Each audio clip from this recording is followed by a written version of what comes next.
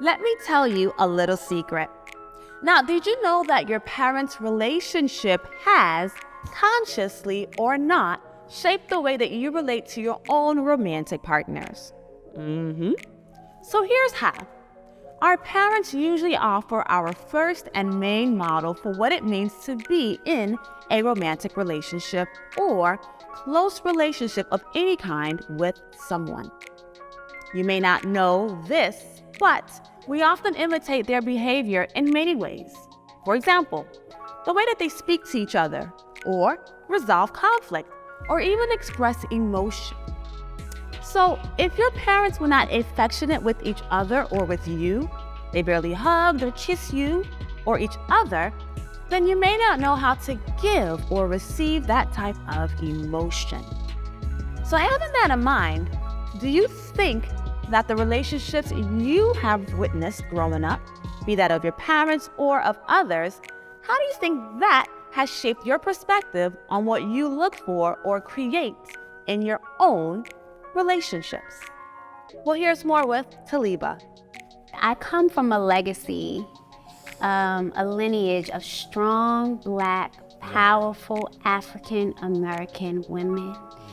And that meant a lot of times men weren't around, or that we didn't even need a man to do the things because the women in my family did everything. And I felt like growing up, I was kind of internalizing that, like, I don't need a man. Right. I'm strong, I can do everything. And I think now in my adult life, I'm like, no, I not only need, I want that. I want that partnership. I want that yin and yang. And so I think growing up, it was the narrative of the strong Black woman. And it's like, even the strong Black woman needs her strong, powerful Black man, right? And so I think I'm trying to rewrite that narrative of you can be soft, you can be strong and take care of yourself, Taliba, and it's okay to still want a man to support you in that, you know, so. I grew up in a broken home, so relationships shaping me really really over. I grew up in my granddad's house. My dad, my mom broke up when I was 2 years old. My granddad had another woman with other kids. So this is what happens. I live with women. And you know how women are, with their little agenda. They use me to their agenda. So cause a rift between the only man that, you know, me and my grandfather, instead of me being friends with my grandfather as the only man in the house, boom, now side with the women, through the agenda, because they don't like the fact that their dad has other kids somewhere, who are like probably like my age. Sure. So they'll be like, okay, we are trying to do something for Joey, and then like the old man also wants it to happen to the same treatment for his other kids. Then boom, boom, boom, boom, boom. Now, I look at broken homes different. I live with my dad. He's not with one woman, different woman. He has the flexibility. So different, so cool. Now, I start acting a fool. I'm going to my dad's house. No, I'm sleeping at another woman's house. That's what I tell my mom. This, that. I see no value in two people being together because nobody has actually led the way for me to see anybody be together. Fine, if they are together, that means he has other kids somewhere. Till I went to high school or something, before I realized, like, yo, people actually have parents that have kids, like, just they and they're just them. Wow, that's deep. Till date, I really don't know the purpose of marriage. You ask me why you're gonna get married, I'm probably like, okay, so now when there's a court case, you know that thing where the wife got testify against the husband. That's probably the only reason why I think about marriage. Like, I was brought up in a community where everybody was growing up with their grandparents, or even the people with their parents, just were like, everything is so broken around me. I don't see any value. So do you think you're broken? Because like I said, I'm an emotional mess. I am now embracing it, and unfortunately, there is way too many casualties on my way to embrace it. For me, honestly, it's giving me a play-by-play of what you don't want. I think a lot of relationships are not ideal. And I mean, especially here in Ghana, honestly, I must say, we're not a divorce type of country. Yeah, and but yet the quality everybody's- of the relationships are so poor. I'm like, you should get divorced. Right, They'll probably say, look at this witch. But I'm like, nah, you should get divorced because there's no point. There's a lot of women enduring certain things that Exactly, is like- exactly. Just putting up with. And that's not. I remember, when I was going through my divorce, there was a couple that I would see them all the time, and I thought, oh God, they're so perfect. Or, and kind of like almost longing for their relationship, like how they were. And then a couple of months later, I found out that their relationship was worse than mine, but they were just in it and, played the parts. Exactly. And I mean, that's just painful. So if anything, relationships that I've seen have taught me what I don't want, to be honest, which is not the best, but hey, that's the reality. In the relationship. And actually enjoy the person I'm with, Yeah. not I have to go home, but I'm gonna go to the bar first because I can't bear to see her. Like that's not, so it has taught me something, but it's taught me what not to do and what I don't want for myself in a relationship. My parents, very different from yours. And in these times, it's almost like sometimes I feel bad that I had it the way I did. My parents, my father's 73, about to be 74 next month. My mother's 69, I think. Damn, she's 69. Anyway, my mother's 69. They've been together my whole life. I was born with them together. They're still together. I see them together. They get along, they coexist. It's a partnership. I don't know what they did right. I guess they believed in what each other. They had commonality. They had shared beliefs in spirituality and so many different things. They came from the same region, So I guess the strange thing is my aunties and uncles. I remember my uncles were against the marriage in the beginning. I guess partially because my pops was he was a starving student, but he had hustle. But his own friends who were my mother's brothers and so on, one particularly, wasn't really down with the marriage. He felt like she was educated, so she could have gotten, as we were saying, somebody with money to bring money into the family. Eventually, they made their money. My father got his grind on and everything came together. And so it's hard now for me to understand the dynamics of relationships now because everybody's divorcing. Everybody, it's like you look forward, when people get married, it's fucked up. But when people get married, I think, I wonder how long this will last. Which is a cynicism that should not exist at all. But this is where we're at right now. Some of us may have come from broken homes where we witnessed our parents displaying aggressive behavior, fighting, verbally and physically, sexual and domestic abuse, infidelity, divorce. The list is endless. And despite the trauma we've experienced, be it from our parents' dynamic or our own romantic relationships, the key is to recognize and acknowledge the pain that we've experienced or dealt with, and to relearn certain behaviors to break the toxic cycle. That is the path to healing. Here's Cecilia discussing hers. I think definitely I'm not as trusting as I used to be. I am, and it takes a while to kind of break down my walls. There's a lot more of this conversation on the Love Is podcast. Tune in wherever you listen to your favorite podcast.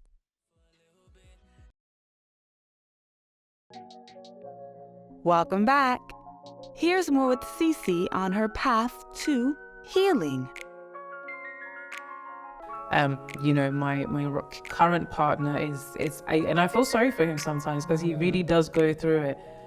Mainly because I am very defensive, and these are things that I've noticed about myself, and I am working on it. But I think I always tell him that he needs to understand where I'm coming from, and just not get it, but give me that time to open up again. It has, and I think, I've been thinking, do I need therapy for this? Maybe if you're asking yourself the question, maybe. But it's a thing that you work through. I think a good step is the fact that I'm noticing what I'm doing, and kind of like saying, okay, this is what I'm doing now. I never used to do that, but you have to work with me. I'm getting better.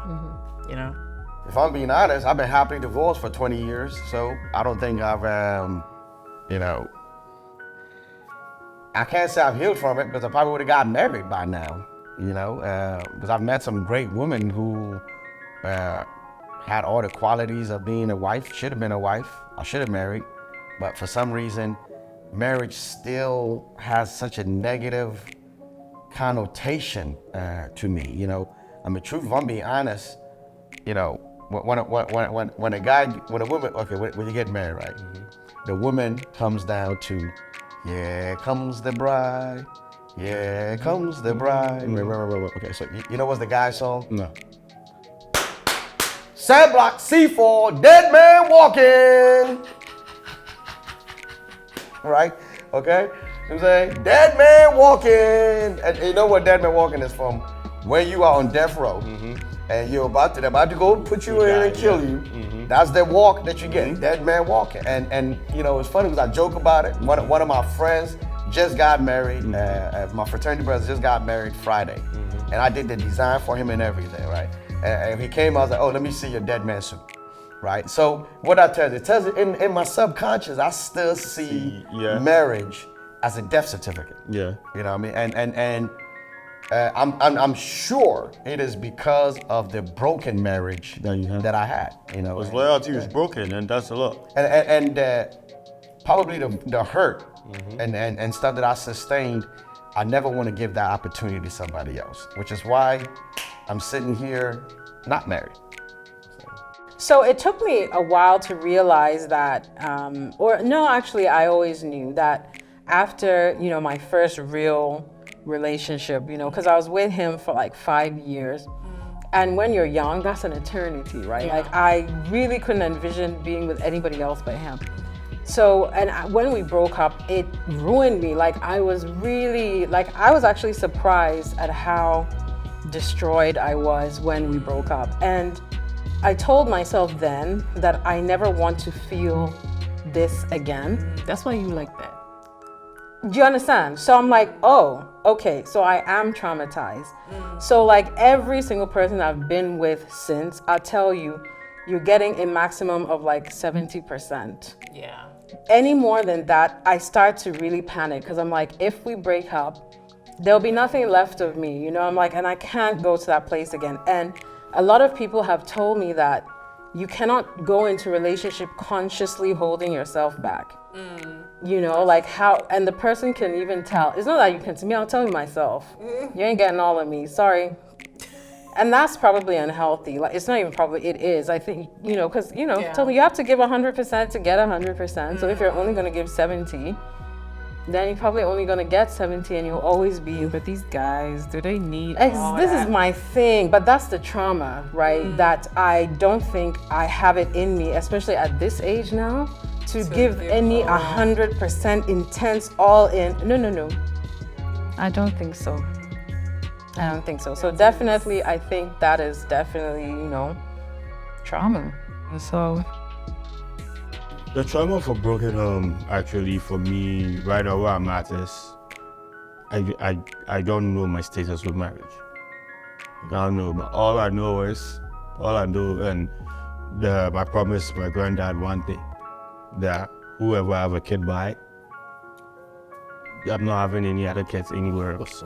It's just the same person, because I've been in one house where I've seen the dispute between friends. I don't want that. I just want that peace of mind. That makes sense though. Yeah, so and I have other siblings. Like, everybody's trying hard to connect me with them. I just don't care. I had an older sister who passed. I grew up with her. Like, when she passed, I didn't even care. Like, gosh, I don't even remember her full name. Like, that's the type of person I am. When I check out. And the families were just, it pits each other against each other, like, so much. And I've been caught in the crossfire for so long. I don't like it. Which is now why it makes sense to say, I don't want to have multiple children with different. Yeah, because I've been caught in the crossfire so much, and I don't like it. And I'm just realizing, like, I've been used so many times, like, a family, and I hate it. So saying, yeah. I've healed. I think I've accepted that there are going to be scars. I think that's why you almost grow this thick skin of toughness. Exactly. Yeah, and you'd be hard pressed to convince me that I don't need the barriers, because the way people be moving out here, I think the barriers are necessary actually. So I've yet to hear a compelling argument for not having barriers. So I guess this is what it is at the. Have I begun healing? Let me answer this one quick. No, I've been hoeing. Your turn. I haven't been healed. I haven't healed. I don't even know why we broke up. How can I heal? I don't know if I want to heal. Exactly. I think I like it here. I've in my own way, I guess I've healed myself as best as possible. But ultimately, in this type of scenario, people feel like the checkpoint of healing is you get married again. No. You know what I'm saying? Because they feel like if you don't get married again, you're not healed. But it's not true. You know what I'm saying? I'm healed. I just no longer find that institution attractive or curious. Exciting. There's a difference for a person who hasn't been married. There's a level of curiosity that comes with it. I've been there. All those things have been answered for me. So the desire to go back down that path isn't as strong. And I don't feel like I'm missing anything. So, yeah. An ego. We all have one, because an ego is a person's sense of self-esteem or self-importance. A healthy ego can help you assess your responsibilities, make judgments of what's right or wrong, and allow you to learn from your past mistakes. But an unhealthy ego, especially of a person dating or in a relationship, can make that individual defensive, prideful, manipulative, revengeful, or insecure. The unhealthy ego manipulates as a way to give or receive love, interfering with natural progression of a relationship. Those who operate from an unhealthy ego believe that love will result in pain and hurt, so they allow their fear to guide them. Have you ever been in a relationship and thought, this is too good to be true? And so because of that, you found ways to ruin it. Better yet, have you ever allowed your ego, the unhealthy ego, to ruin a good thing? Have I allowed my ego to ruin a good thing? I would say I haven't allowed my ego to ruin a good thing, but I've allowed my emotions to ruin a good thing. And I know that's not the question, but to me, it goes hand in hand, where there were moments when I wasn't able to get control of feeling overwhelmed on my emotions, that I've pushed people away because I was led by my emotions instead of working with my emotions, if that makes sense. Yeah. I'm finally in a place where I'm just like knowing how to feel and then release, right? Because without the release of the emotions, it's a lot that you put on your person. So, yeah. Now playing David J's Time Will Tell.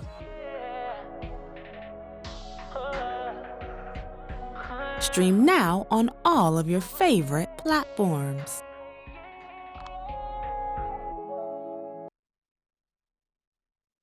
Welcome back. Have you ever allowed your ego to ruin a good thing? I think definitely when you've been through so much, traumatizing situations, I think sometimes not necessarily like an ego that is like, in a bad, but an ego in protection. Mm-hmm. Can you have that? Why I think not? so. Yeah. So it's more like, no, I'm too, so it's almost like you're talking to yourself, no, I'm too good to fall for this again. Or no, I'm not gonna back down on this. I'm better than this. So it's almost like you talk yourself into a space where you can't be hurt, or you feel like, okay, you know what, I'm being disrespected, or I don't agree, I don't want to be in this position anymore. So no, I'm too good for this. And it's kind of like, that's when maybe the other person feels that, why are you being like this? If they don't understand why you are like this, it then kind of makes them drift, or it's, and so that's what I would say in terms of relating to me, what I do.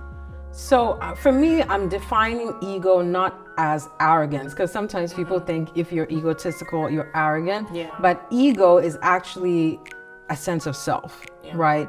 So in my case, yes, a combination of a strong sense of self, and then also knowing that being alone for me is not a problem. I never feel a sense of lack when I'm alone. Yeah. Being single, I'm good. I'm so good. Like, I enjoy my life to the fullest as a single woman. So knowing that I'm good on my own, and also that I have such a sense of self-worth, I wouldn't say it destroys relationships, but it definitely is to the point where I don't put up with much, because I know I don't have to. I shouldn't have to, and I won't.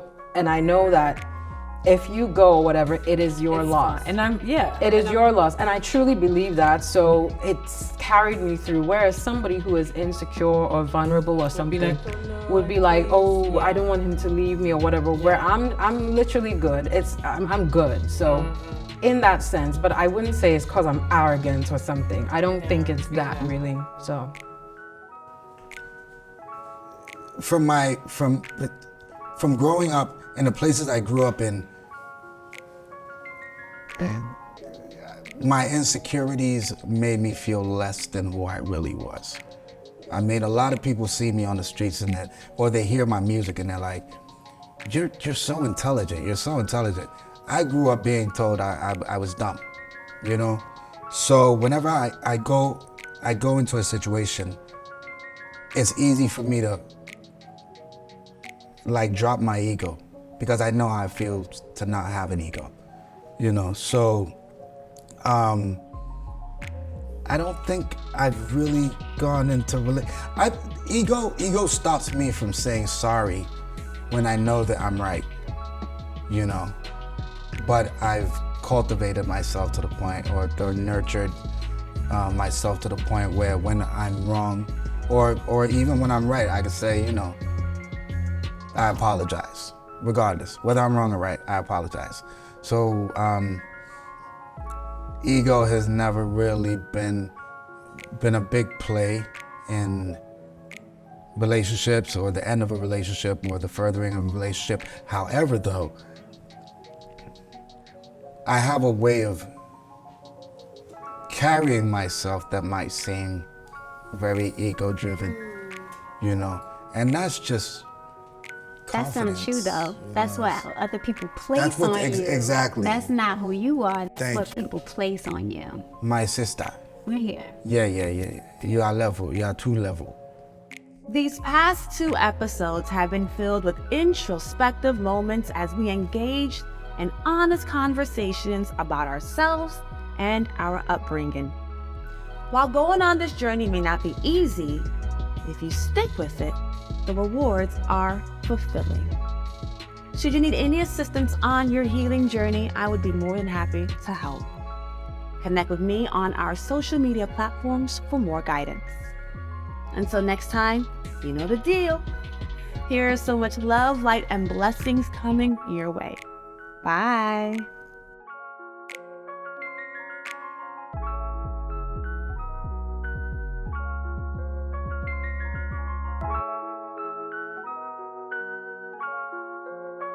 It's a vibe. Yeah, yeah.